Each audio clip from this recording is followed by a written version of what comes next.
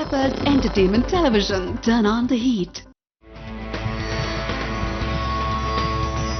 Nalam Kaka.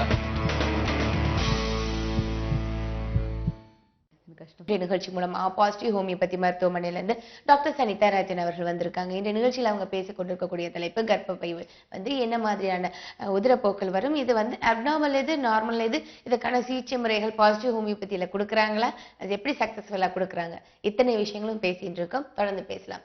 Okay, இதுல abnormality எப்படி இருக்க போகுதுங்கிறத நம்ம பார்த்துலாம் டாக்டர். ஓகே, இப்போ வந்து ப்ளீடிங் வந்து இப்போ நார்மலா இருக்கிறது பேசணும். இப்போ அப்நார்மலா எப்படி இப்போ ஒரு ப்ளீடிங் வருது அப்படின்னா என்னெல்லாம் நம்ம திங்க் பண்ணலாம், எதனால அந்த ரீசன்ஸ் என்ன அப்படின்னா, இப்போ மெயினா வந்து ஒன்று டிசீசஸ்ல பார்த்தீங்கன்னா கட்டி இருந்தால், கட்டி இல்லை பிசிஓடி இந்த மாதிரி பிரச்சனைகள் இருந்தால் ப்ளீடிங் அப்நார்மாலிட்டிஸ் இருக்கலாம். யூஸ்வலா கட்டி இருக்கும்போது பேஷண்ட்ஸ்க்கு வந்து ஜாஸ்தியா ப்ளீடிங் இருக்கும். சில பேருக்கு மென்சஸ் ஒரு மாசத்துலேயே 2 வாட்டி வரலாம். 2 வாட்டி வர்றதே வந்து ஒரு 8 days அந்த மாதிரி கூட இருக்கலாம். இல்ல சில பேருக்கு வர ஆரம்பிச்சா அது நிக்காது, அப்படியே ஒரு 1 month எல்லாம் வந்து அப்படியே ப்ரொலாங் ஆகும். இதெல்லாம் வந்து கட்டினால இருக்கலாம். இப்போ நீர்க்கட்டி அதாவது பிசிஓடி அப்படின்னு இருக்கும்போது சில பேருக்கு அந்த டியூரேஷன் அது ரொம்ப கம்மியா இருக்கும். ப்ளீடிங் வந்து போறது வந்து ரொம்ப ஸ்கேண்டியா இருக்கும். ஒரு டே 2 days அந்த மாதிரி கூட சில பேருக்கு வராம கூட இருக்கலாம். ஓகே, இது 2 ரீசன்ஸ். அடுத்த ரீசன்ஸ் எல்லாம் வரிசைப்படுத்தி பார்க்கலாம். ஒரு நேயர் இருக்காங்க. டாக்டர் வணக்கம். ஹலோ வணக்கம், பேர் சொல்லுங்க மேம். நாங்க திண்டுக்கல்ல இருந்து கால் பண்றோம் மேம். சொல்லுங்கம்மா, என்ன கேள்வி கேட்கணும், டாக்டர்கிட்ட பேசுங்க.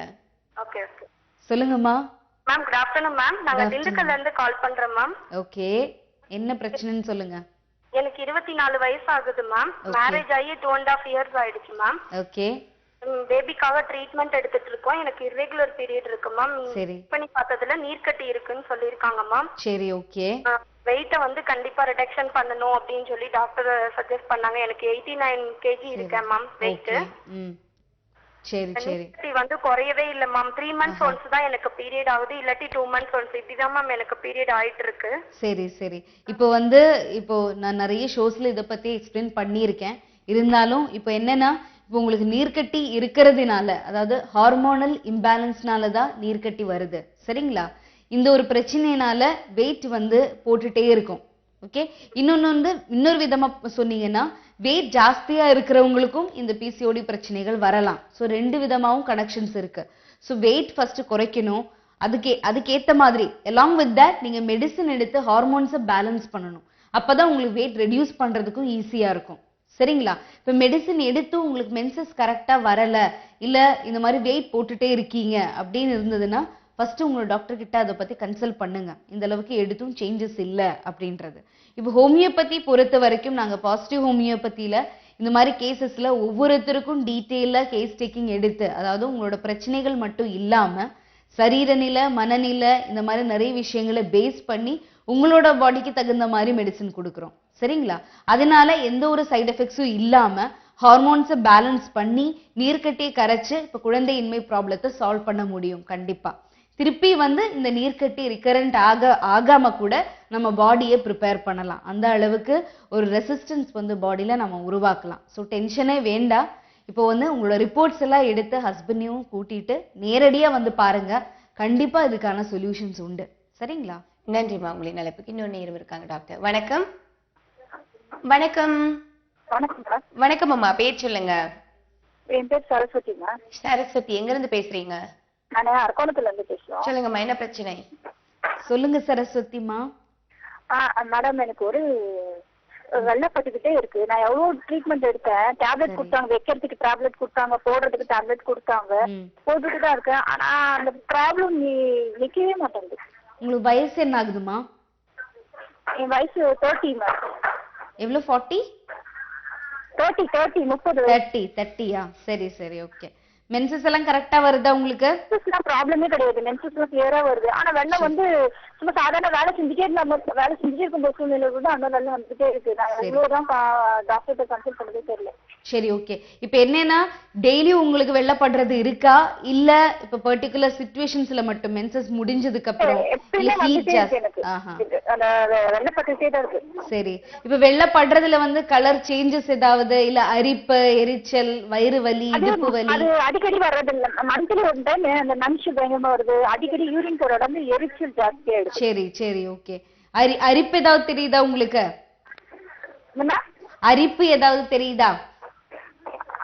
அரிப்பு தான் அமிச்சம் தான் ஜாஸ்தியா இருக்குன்ட்டு டாக்டர் கிட்ட போனா அவங்க இன்ஜெக்ஷன் போடுற வரையும் மேம் கரெக்டா இருக்கு. சரி ஓகே. அடுத்த நிமிஷமே அந்த ப்ராப்ளம் வருது. சரி இப்போ என்னன்னா சாதாரணமா ஒயிட் டிஸ்சார்ஜ் வந்து எல்லா லேடிஸ்லயுமே இருக்கும் சரிங்களா? ஆனா அது எப்போ நம்ம அப்நார்மல் அப்படின்னு நோட் பண்ணணும் அப்படின்னா ஒண்ணு கொஞ்சம் லிமிட் தாண்டி ஒரு மென்சஸ் அளவுக்கெல்லாம் ஒயிட் டிஸ்சார்ஜ் வருது, இல்ல கலர் சேஞ்சிங்கா வருது, ஸ்மெல்லா இருக்கு, இல்ல அரிப்பு இருக்கு, இல்ல இந்த மாதிரி நமைச்சல் தெரியுது, அடிவயிறு இல்ல இடுப்பு வந்து ரொம்ப வலிக்குது இப்படின்னு இருந்துச்சுன்னா அது இன்ஃபெக்ஷனை குறிக்குது சரிங்களா? அதாவது ஏதாவது வெஜைனைட்டிஸ் இல்ல சர்விசைட்டிஸ் அப்படின்னு சொல்லக்கூடியதான இன்ஃபெக்ஷன்ஸை குறிக்குது. ஃபர்ஸ்ட் வந்து உங்களோட ஹைஜீன் அதாவது கிளென்லினஸ் வந்து மெயின்டைன் பண்ணணும். அதனால கூட இந்த மாதிரி ப்ராப்ளம்ஸ் வரலாம். இப்போ பாத்ரூம் போயிட்டு வந்து எப்பவுமே வாஷ் பண்ணி ட்ரையா வைக்கணும், இல்லைன்னா இந்த மாதிரி இன்ஃபெக்ஷன்ஸ் வந்து அடிக்கடி ரிகரண்டா வர்றதுக்கான வாய்ப்புகள் இருக்கு. ஸோ இது ஃபர்ஸ்ட் வந்து இந்த மாதிரி நீங்க மெயின்டைன் பண்ணுங்க, கிளென்லினஸ் மெயின்டைன் பண்ணுங்க. பாத்ரூம் போயிட்டு வந்து கிளீன் பண்ணி ட்ரையா வச்சுக்கோங்க. இப்போ அரிப்பு ஜாஸ்தியா இருக்கு அப்படின்னா கொஞ்சம் ஹாட் வாட்டர்ல கொஞ்சம் நல்லாவே உப்பு போட்டு நீங்க வாஷ் பண்ணலாம், தப்பு இல்லை. இன்ஃபெக்ஷன்ஸ் ஏதாவது இருந்தாலும் அது வந்து ஃபுல்லா ரிமூவ் ஆயிடும். திருப்பி இது கண்டினியூ ஆகுது, டெய்லியும் இந்த மாதிரி பிரச்சனைகள் இருக்கு, உங்களோட டெய்லி ருட்டீன்ஸ் வந்து டிஸ்டர்ப் ஆகுது அப்படின்னா கண்டிப்பா உங்களுக்கு ட்ரீட்மெண்ட் தேவை சரிங்களா? நேரடியா வந்து பாருங்க, கண்டிப்பா உங்களுக்கான சொல்யூஷன் உண்டு. நன்றி. உங்களின் அழைப்புக்கு இன்னொரு நேரம் இருக்காங்க டாக்டர். வணக்கம். ஓகே, தொடர்ந்து நம்ம நேரில் பார்க்கறது முன்னாடி அப்டாமினபிலிட்டியில 2 வரிசைப்படுத்துறீங்க, தொடர்ந்து நம்ம பார்க்கலாம் டாக்டர். ஓகே, ஸோ கட்டி ஒன்று, பிசிஓடி ஒன்று.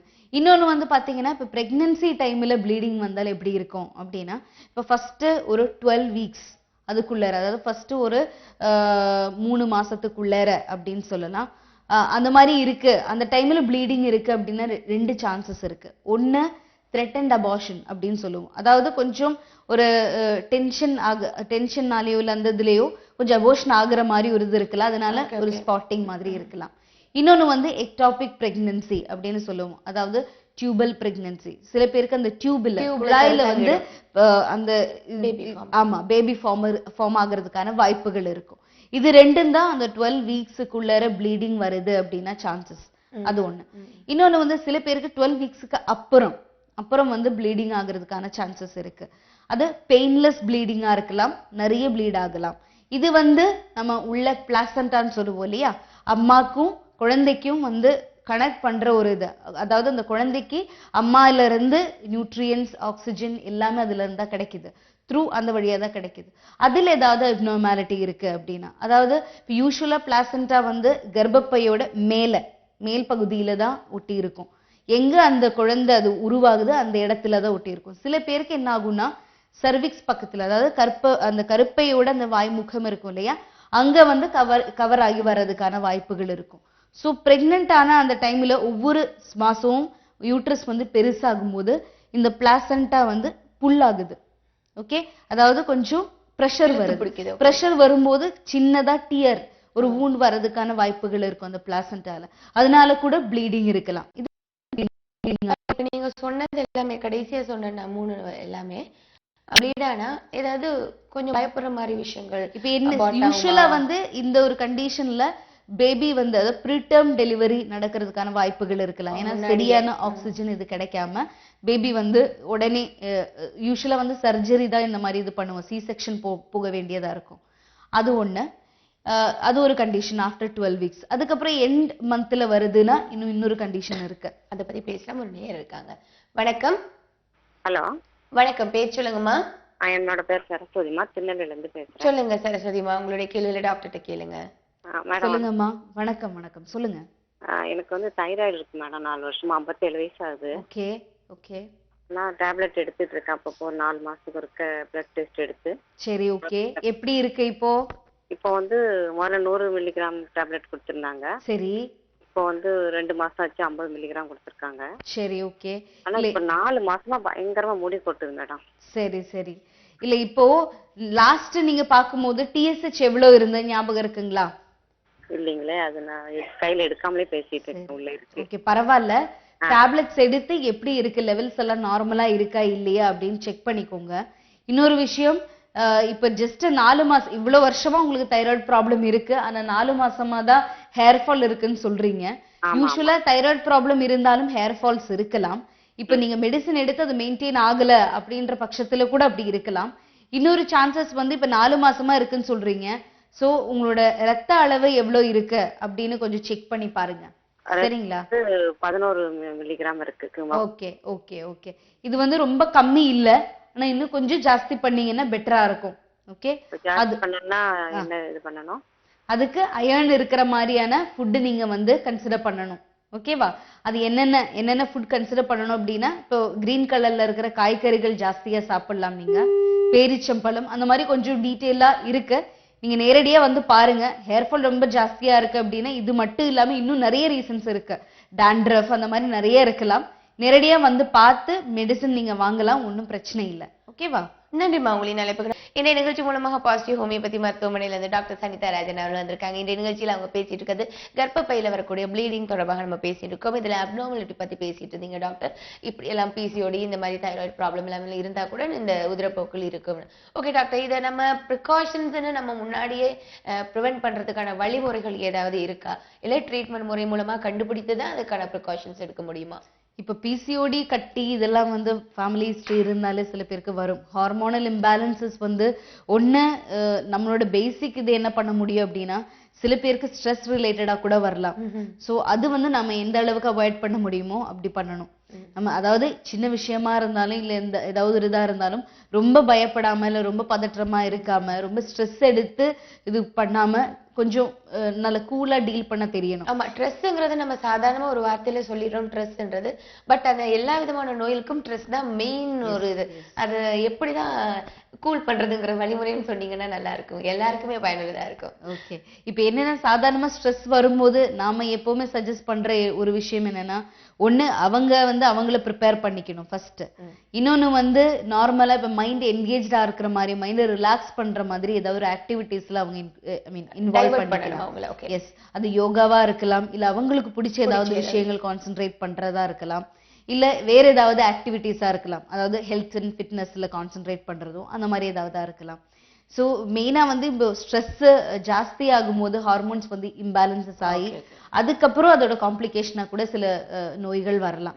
ஸோ ஒரு இது வந்து நம்மளால பண்ண முடிஞ்சது, நாம அதுல இருந்து நம்மளை ப்ரிப்பேர் பண்ணிக்கணும் ஃபைட் பண்றதுக்கு. ஓகே, நல்ல ஒரு தகவல் கொடுத்துருக்கீங்க டாக்டர். தொடர்ந்து பேசலாம். ஒன்னே இருக்காங்க. வணக்கம், பேர் சொல்லுங்க. என் பேர் யாமினி. யாமினி, எங்க இருந்து பேசுறீங்க? நாங்க திருச்சூர்ல இருந்து பேசுறோம். ஓகே, டாக்டர்கிட்ட பேசுங்கம்மா. சொல்லுங்க. ஹலோ, சொல்லுங்கம்மா. மேம், இந்த மாதிரி வந்து எனக்கு பீரியட் டைம் வந்து ரொம்ப கரெக்டாவே வர மாட்டேங்குது. சரி, எவ்வளவு நாளா இந்த பிரச்சனை இருக்கு? இது ஏஜ் அட்டன் பண்ணல இருந்து ஒரு 3 மந்த் தான் எனக்கு கரெக்டா இருந்தது. அதுக்கு அப்புறத்துல இருந்து எனக்கு அந்த மாதிரி வரவே இல்லை. ஒரு 3 மந்த் 6 மந்த் அந்த மாதிரி 8 மந்த் அந்த மாதிரி தள்ளி போக ஆரம்பிச்சிருச்சு எனக்கு. சரி, ஓகே. எவ்வளவு வயசாகுதுமா உங்களுக்கு?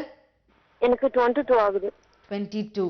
ஓகே, இப்போ யூசுவலா வந்து ஏஜ் அட்டன் பண்ணி ஒரு 1 இயர் வந்து அந்த மாதிரி இரெகுலாரிட்டிஸ் இருக்கும். அதுக்கப்புறம் கரெக்டா வர ஆரம்பிச்சிருக்கா இல்ல எப்படி? இப்ப எப்படின்னு சொல்லுங்க இப்ப இருக்கிற சிச்சுவேஷன். கரெக்டாலாம் வரல. இப்ப இதோட எனக்கு 2 மந்த் ஆயிடுச்சு, இன்னும் பீரியட் வரல. சரி, ஓகே. எனக்கு மேரேஜ் ஆயிடுச்சு.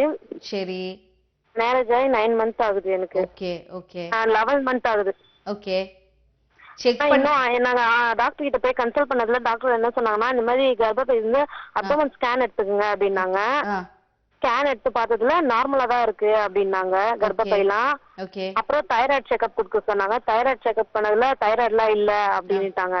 சரி சரி சரி. ஹீமோகுளோபின் செக் பண்ணும் போதும் 8.8 தான் பிளட் இருக்கு அப்படின்னாங்க. சரி, இப்போ வந்து என்னன்னா, நீங்க இதுதான் ஃபர்ஸ்ட் டைமா ஹெச்பி செக் பண்றது இல்ல முன்னாடில இருந்தே எப்பவுமே உங்களுக்கு கம்மிதானா? இல்ல, இப்பதான் நான் செக் பண்ணிருக்கேன். சரி, ஓகே. இப்போ என்னன்னா, இப்போ ரிப்போர்ட் சொன்னதுல ஒரு விஷயம் என்ன தெரியுது, உங்களோட வந்து ரத்த அளவு வந்து கம்மியா இருக்கு, ரொம்ப கம்மியா இருக்கு. 8ன்றது வந்து ரொம்ப கம்மி. சரிங்களா? அது வந்து ஒண்ணு நம்ம உணவுகள்லயே வந்து இம்ப்ரூவ் பண்ணிக்கலாம். இன்னொன்னு வந்து அதுலயும் சரியாகல அப்படின்னா டேப்லெட்ஸ் எடுக்க வேண்டியதா இருக்கும். ஓகே, பட் அது வந்து நார்மல் லெவல்ல வர ஆரம்பிச்சாலே ஆட்டோமேட்டிக்கலி உங்களுக்கு மென்சஸ் வந்து கரெக்டா வர ஆரம்பிக்கும். ஓகேவா? மென்சஸ் கரெக்டா வந்தாதான் கன்சீவ் ஆகுறதுக்கும் ஈஸியா இருக்கும். ஸோ என்ன ப்ராப்ளம், எதனால உங்களுக்கு இந்த மென்சஸ் ப்ராப்ளம் இருக்கு அப்படின்ற பார்த்து, அதாவது இப்போ ரத்த அளவு தான் ப்ராப்ளம் அப்படின்னா அதுக்கேற்ற மாதிரியான ட்ரீட்மெண்ட் நீங்க எடுக்கணும். ஓகே, ஃபர்ஸ்ட் வந்து அயன் சத்து இருக்கிற மாதிரி உணவுகள் எல்லாம் எடுத்துக்கோங்க. அதுலயும் இம்ப்ரூவ் ஆகல அப்படின்னா நேரடியா வந்து பாருங்க. ஏன்னா ரொம்ப டிலே பண்றதும் நல்லது இல்லை இந்த மாதிரி விஷயங்கள். சரிங்களா? இப்போ ஸ்க்ராலிங்ல போற நம்பர் நீங்க காண்டாக்ட் பண்ணலாம். எங்க உங்களுக்கு பக்கமா இருக்கு, கம்ஃபர்டபுளா இருக்குன்னு பார்த்து அவங்க உங்களுக்கு கைட் பண்ணுவாங்க. ரிப்போர்ட்ஸ் எல்லாம் எடுத்துட்டு ஹஸ்பண்டையும் கூட்டிட்டு வாங்க. 2 பேருக்குமே எல்லாமே நார்மலா இருக்கணும். அப்பதான் குழந்தையின்மை ப்ராப்ளம் இல்லாம இருக்கும். சரிங்களா? நன்றிம்மா. உங்களின் அழைப்புக்கு இன்னொரு நேரம் இருக்காங்க டாக்டர். வணக்கம், பேர் சொல்லுங்கம்மா. ஹலோ பேர் சொல்லுங்க. ஹலோ வணக்கம் மேடம், நான் சேலத்துல இருந்து வனிதா பேசுறேன். வனிதாம்மா, உங்களுடைய கேள்விகளை டாக்டர்கிட்ட கேளுங்க. ஓகே. சொல்லுங்க வனிதா. வணக்கம் மேடம். என்னோட ஏஜ் வந்து 42. ஓகே. எனக்கு வந்து இப்ப போன மாசம் பீரியட்ஸ் ஆனதுல இருந்து நிறைய ப்ளீடிங் ஆயிட்டே இருந்தது. சரி. 1 வீக் வந்து ப்ளீடிங் இல்லாம ஸ்டாப் ஆயிருந்தது. அதுக்கப்புறம் நான் செக்அப்க்கு போனேன். ஓகே. அவங்க வந்து ஸ்கேன் பண்ண சொன்னாங்க, பண்ணோம். ஓகே. அதுல வந்து ஃபைப்ராய்ட் கட்டி இருக்கு அப்படின்னு சொன்னாங்க யூட்ரஸ். சரி சரி. அப்புறம் அதை சுத்தி வந்து ஒரு எண்டோமேட்ரிக் கேவிட்டி அப்படின்னு சொன்னாங்க, ஃப்ளூயிட்ஸ் இன் எண்டோமேட்ரிக் கேவிட்டி அப்படின்னு. சரி சரி. அந்த கட்டியோட அளவு வந்து 5.6 சென்டிமீட்டர்ஸ்ல இருக்கு. சரி சரி. ஆஹா. அது வந்து இப்ப அவசியமா அதை ரிமூவ் பண்ணணும்னு சொன்னாங்க யூட்ரஸ். உங்களுக்கு வயசு என்ன ஆகுதுமா? 42. குழந்தைங்க? குழந்தைங்க? 2 பையன் இருக்கான். Okay okay okay. இப்போ என்னன்னா யூசுவலா இப்போ வந்து கட்டி அதாவது கட்டி வந்து ரொம்ப பெருசா இருக்கு, காம்ப்ளிகேஷன்ஸ் அதிகமா இருக்குன்னா சர்ஜரி இது பண்ணுவாங்க. ஆனா இப்போ உங்களோட இது வந்து உங்களுக்கு வேற எந்த, அதாவது மென்சஸ் வரும்போது இந்த அளவுக்கு ஜாஸ்தியா வருது அப்படின்னு எல்லாம் சிம்டம்ஸ் ஏதாவது இருக்குங்களா? ஆமா மேம், இந்த டைம் தான் அப்படி இருக்கு. அதாவது பீரியட்ஸ் வந்து எப்பவுமே நார்மலா 5 days இருக்கும். சரி. இப்ப வந்து கொஞ்சம் ஜாஸ்தியாவே இருந்தது. இப்ப 1 வீக் அப்புறம் திருப்பி கண்டினியூ பண்ணிட்டே கண்டினியூஸா இருக்கு. சரி சரி. அதுக்கு வந்து இந்த ப்ரொமோல்டின் டேப்லெட் போட சொன்னாங்க. சரி ஓகே. இப்போ என்னன்னா நீங்க கட்டி சர்ஜரியில எடுக்கிறதா இருந்தாலும் ஒரு ப்ராப்ளம் என்னன்னா திருப்பி வரதுக்கான வாய்ப்புகள் இருக்கும். சரிங்களா? ஹார்மோன்ஸ் எல்லாம் வந்து கரெக்டா இருக்கணும், அப்பதான் ப்ராப்ளம்ஸ் வந்து திருப்பி வராம இருக்கும். ஓகே. இப்போ எக்ஸ்ட்ரா இருக்கிற growth வந்து அவங்க கட் பண்ணி ரிமூவ் பண்றாங்க அப்படின்னு இருந்தாலும் பேசிக்கலி எதனால அது வந்திருக்கு அந்த ரீசனை நம்ம கியூர் பண்ணல அப்படின்னா திருப்பி வர்றதுக்கான சான்சஸ் ரொம்ப அதிகம். ஓகேவா? ஸோ அதனால பெட்டர் நீங்க வந்து டேப்லெட்ஸ்லயே பாத்தீங்கன்னா பெட்டரா இருக்கும். ஓகே.